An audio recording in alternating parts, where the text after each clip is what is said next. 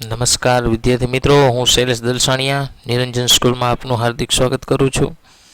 હવે અત્યારે આપણે પોયમ 2 પેન્સિલ છે આપણે સમજવા જઈ રહ્યા છીએ, એટલે ખાસ ધ્યાન રાખજો બધા. બરાબર. પેન્સિલ પોયમ છે એક છોકરી ઉપર આધારિત છે કે જેને હજુ ભણવા જ ગઈ છે સ્કૂલે, અને એને ભણવાનું છે એકદમ બર્ડન લાગે છે, બોજ જેને કહેવાય. બરાબર. આમ નાના છોકરાઓનો જે ભણવાનું જે બોજો છે એ દિવસે દિવસે વધતો જાય છે. એટલે અહીંયા લેખકે કવિએ છે કઈ રીતે નાના બાળકો ઉપર છે અભ્યાસની અસર થાય છે, બાળપણ જે છે એ પોતે કઈ રીતે જીવી શકતા નથી એની અહીંયા ચર્ચા કરી છે. આમાં અમુક શબ્દો છે ખાસ સમજવા જેવા છે, જે ખાસ તમે ધ્યાન રાખજો. કારણ કે ઘણી વખત બાળકને સમજી શકતા નથી આપણે કે બાળક શું ઈચ્છે છે, બાળકના મનમાં શું ચાલે છે, અને આપણા દ્વારા એની ઉપર બોજો નાખવામાં આવે છે. મોટો પ્રશ્ન એ છે. તો પોયમ દ્વારા વધારે આપણે સમજીશું. માય ડોટર, મારી દીકરી, લિટલ ડિયર ડોટર, ડિયર એટલે વહાલી, મારી નાની વહાલી દીકરી. લાઇટ્સ અ પેન્સિલ, અહીં જો લાઇટ કરવું એટલે પ્રગટાવવું. અ પેન્સિલ, પેન્સિલ એટલે કે પેન્સિલ, કે પેન્સિલને પ્રગટાવે છે, તો પેન્સિલને પ્રગટા, અહીં પેન્સિલ પ્રગટાવવું એનો મિનિંગ શું થાય કે એના જીવનમાં પ્રકાશ આવશે, એના જીવનમાં અંધકાર દૂર થશે.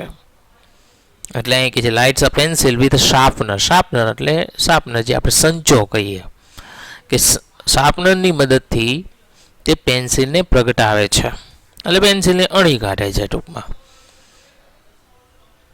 કારણ કે એ એક ચિત્ર દોરવા જઈ રહી છે. એ છોકરી નાની છોકરી છે એકદમ, જે ચિત્ર દોરવા જઈ રહી છે. ચિત્ર તો એવું કે જે એના મનમાં આવે એવું.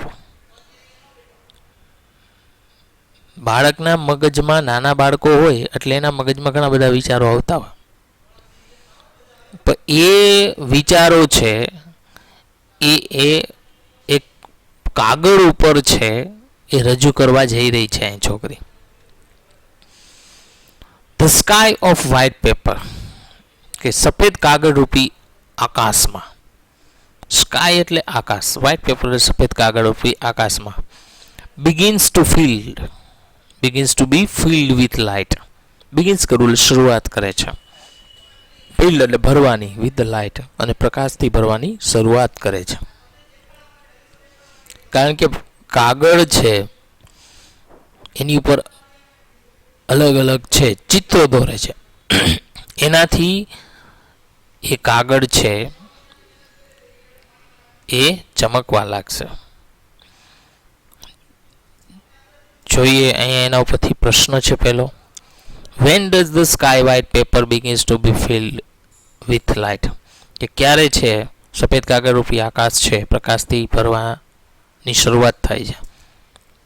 તો કે the sky of white paper begins to be filled with the light when the girl sharpen her pencil, જ્યારે છોકરી છે તેના પેન્સિલની અણી કાઢે છે, and start drawing on it, અને તેની ઉપર દોરવાની શરૂઆત કરે છે. ત્યારે છે એ આ જે સફેદ કાગળ રૂપી આકાશ છે એ પ્રકાશિત થવાની શરૂઆત થાય છે. The sky of white paper begins to be filled with the light means કે સફેદ કાગળ રૂપી આકાશ છે પ્રકાશથી ભરવાની શરૂઆત થાય છે. એનો અર્થ શું થાય તો કે the sky of white paper begins to be filled with the light means the girl starts drawing on paper, કે છોકરી છે એ પેપર ઉપર એટલે કે કાગળ ઉપર દોરવાની શરૂઆત કરે છે. ત્રીજો પ્રશ્ન છે, what is the antonyms of the word darkness. ડાર્કનેસનો વિરુદ્ધાર્થી શું થાય? જો એન્ટોનિમનો મિનિંગ શું થાય? વિરુદ્ધાર્થી, ઓપોઝિટ જેને કહેવાય. તો એનો ઓપોઝિટ શું થશે? ધ ફાયર ચેરિયટ અહીંયા થોડીક ભૂલ છે. એનો ઓપોઝિટ થાય લાઇટ. શું થાય? ડાર્કનેસનો ઓપોઝિટ શું થશે? લાઇટ થશે, એટલે કે પ્રકાશ થશે. એના પછી છે ધ બ્લેક બર્ડ. હવે જો એ છોકરીના મગજમાં શું વિચાર આવે છે એના વિશે અહીં ચર્ચા છે.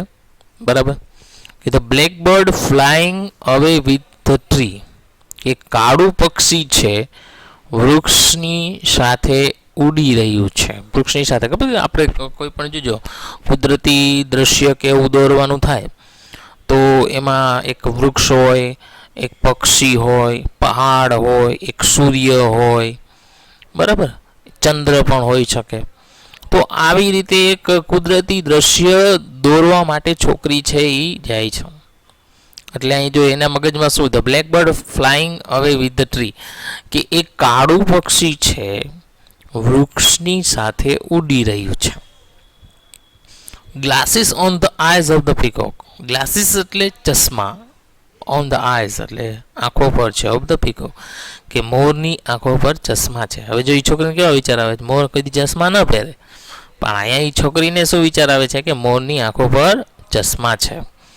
The fire chariot. Fire chariot એટલે અગ્નિરથ જેને કહેવાય. ખબર છે, આપણે ટીવીમાં સિરિયલોમાં અમુક જોઈએ છીએ, રથ છે આકાશમાં ઉડતો હોય છે.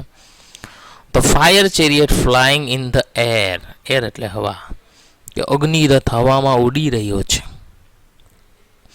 The airplane walking on the road. Airplane એટલે એરોપ્લેન, જેને આપણે વિમાન કહીએ. વોકિંગ ઓન ધ રોડ, કે રસ્તા પર વિમાન ચાલી રહ્યું છે. હવે રસ્તા પર વિમાન થોડું ચાલે, ન ચાલે, પણ છતાં અહીંયા છોકરીએ છે એને દર્શાવ્યું છે. ધ લાયન એટલે કે સિંહ હેવિંગ અ કન્વર્ઝેશન. કન્વર્ઝેશન એટલે વાતચીત કરવી. The lion having a conversion with the cow, કે સિંહ છે ગાયો સાથે વાતો કરી રહ્યો છે. હવે એ કોઈ દી શક્ય ન બને. સિંહ કોઈ દી ગાય સાથે વાત કરે? સિંહનો તો શિકાર છે ગાય, એટલે એની સાથે વાત કરવાનો કોઈ પ્રશ્ન જ નથી. બરાબર, પણ અહીંયા જે છોકરીના મગજમાં જે વિચાર આવે છે એ ખાસ મહત્વના છે. જોઈએ હવે એના ઉપરથી પ્રશ્નો છે. પહેલો પ્રશ્ન, what is the black bird doing? કાળું પક્ષી શું કરી રહ્યું છે? તો કે the black bird is flying away with the tree, કે કાળું પક્ષી છે વૃક્ષની સાથે ઉડી રહ્યું છે. What is strange about the peacock drawn by the girl? કે જે છોકરી દ્વારા જે ચિત્ર દોરવામાં આવ્યું છે તેમાં મોરની શું વિશેષતા છે, અથવા મોરમાં શું વિચિત્ર છે? તો કે the peacock drawn by the girl is wearing a glass. તેને ચશ્મા પહેર્યા છે. કોઈ દી મોર ચશ્મા ન પહેરે, પણ અહીં પહેરાવ્યા છે. What is flying in the air? હવામાં શું ઉડી રહ્યું છે? તો કે the fire chariot is flying in the air. અગ્નિરથ હવામાં ઉડી રહ્યો છે. ત્યાર પછીનો ચોથો પ્રશ્ન છે, what is walking on the road? રસ્તામાં શું ચાલી રહ્યું છે? તો કે the aeroplane is walking on the road, કે એરોપ્લેન છે રસ્તા પર ચાલી રહ્યું છે. Who are having a conversation? કોણ વાતચીત કરી રહ્યું છે? તો કે the lion and the cow R having a conversion, કે સિંહ અને ગાય છે વાતો કરી રહ્યા છે. The cow is having a conversion with the peacock, true or false? કે ગાય છે એ મોર સાથે વાત કરી રહી છે, સાચું કે ખોટું? ખોટું જ આવશે ને, ગાય છે એ સિંહ સાથે વાત કરી રહી છે, એટલે ફોલ્સ. સાતમો પ્રશ્ન છે, the peacock is wearing a glass, true or false? કે મોરે છે ચશ્મા પહેર્યા, સાચું કે ખોટું? તો એમાં ટ્રુ જ આવશે. આઠમો પ્રશ્ન, the aeroplane is flying in the air. Aeroplane છે હવામાં ઉડી રહ્યું છે, ટ્રુ ઓર ફોલ્સ? તો ફોલ્સ આવશે, કારણ કે એરોપ્લેન તો હવામાં નથી ઉડી રહ્યું, ચાલી રહ્યું છે, એટલે ફોલ્સ આવશે. આમાં થોડીક ભૂલ છે, પણ આમાં શું આવશે? ફોલ્સ આવશે. વિદ્યાર્થીઓ ખાસ સમજો, આમાં ફોલ્સ આવશે 8માં. What is synonyms of word chat? ચેટનો અર્થ શું છે? ચેટ એટલે વાતચીત કરવી, તો એનો અર્થ શું થાય? કન્વર્ઝેશન, વાતચીત કરવી. તો મિત્રો અહીંયા સુધી રાખીએ છીએ. નેક્સ્ટ લેક્ચરમાં નેક્સ્ટ પંક્તિ આપણે સમજશું એની. Thank you.